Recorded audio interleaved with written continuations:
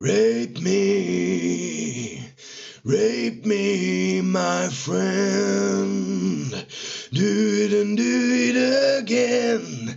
Ah, do it and do it again. Ah, do it and do it again.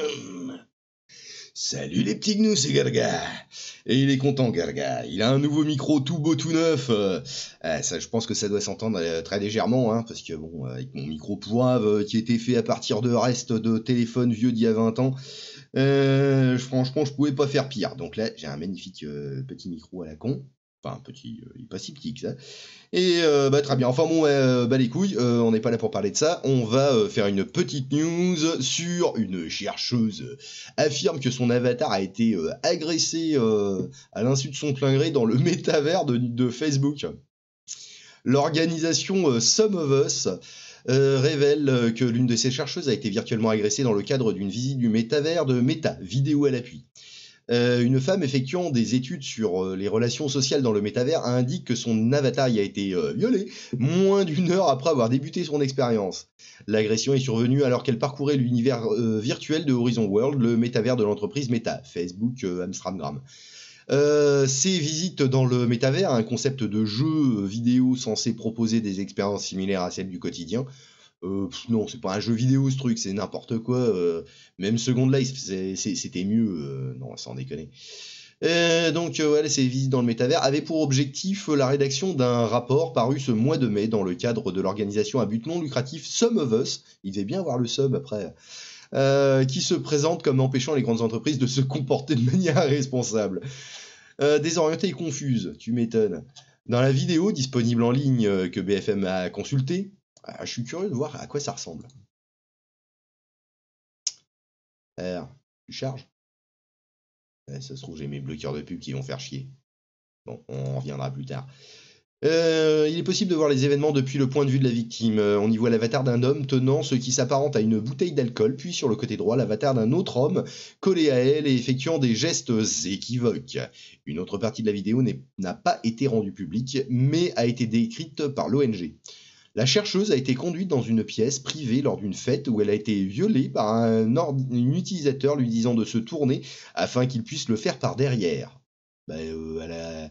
Si elle s'est retournée, c'est qu'elle a consenti, hein, quelque part.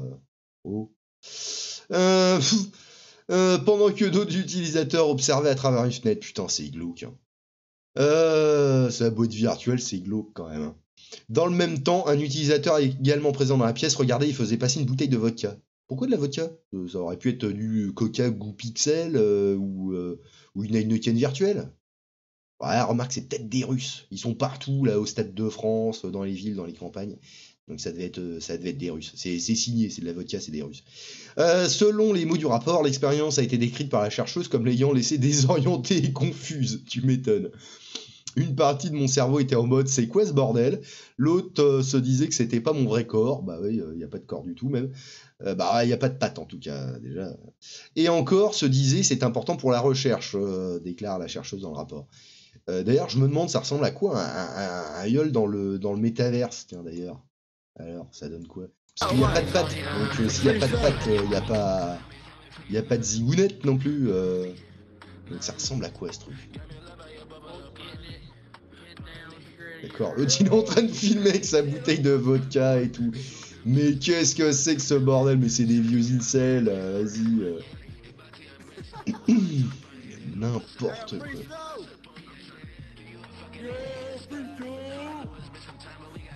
Qu'est-ce que c'est que ce merdier ? Ouais, bon, c'est une version méta du teabagging, quoi.